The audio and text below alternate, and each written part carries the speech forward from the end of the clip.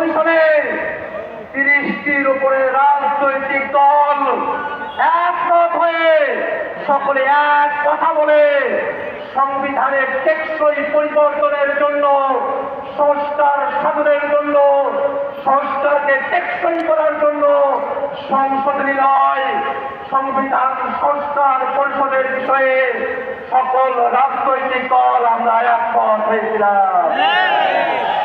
দুর্ভাগ্যের বিষয়,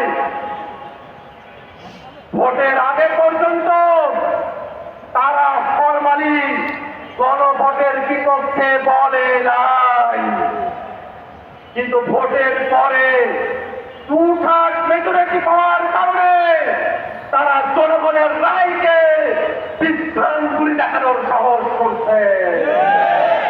জনগণ গণভোটের মধ্য দিয়ে বাংলাদেশের রাষ্ট্র কাঠামোতে যে পরিবর্তন চেয়েছে, আজকে 2/3 ক্ষমতার জোরে তারা সেটাকে অমান্য করার পায় তারা করছে।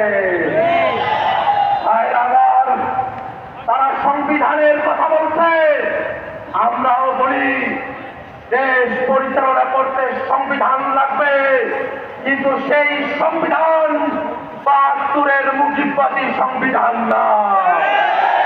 সেই সংবিধান শেখ হাসিনার সংবিধান না। সেই সংবিধান কোন দল বিএনপির সংবিধান না।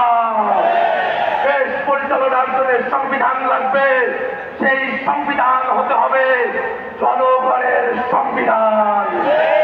আর সেই সংবিধানে জনগণের কথাগুলো থাকবে, তার অন্যথা আমরা হতে দেব না।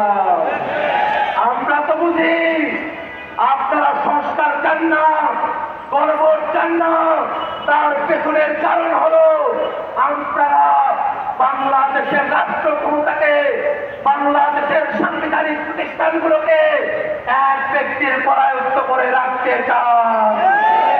গণভোট মেনে নিলে সাংবিধানিক প্রতিষ্ঠানগুলোতে নিয়োগ স্বচ্ছ হবে, আপনাদের কর্তৃত্ব এককভাবে থাকবে না। সেই কারণে আপনারা গণভোট চান না। গণভোট মেনে নিলে তত্ত্বাবধায়ক সরকারের অন্তর্ভুক্তিমূলক সম্মিলিতভাবে একটা কাঠামো আসবে, আপনারা সেটা চান না। গণভোট কার্যকর হলে উচ্চকক্ষ হবে ভোটের বিহার অনুযায়ী, আপনারা সেটা চান না। আপনারা মৌলিক কাঠামোর পরিবর্তন চান না, এই কারণে গণভোট চান না।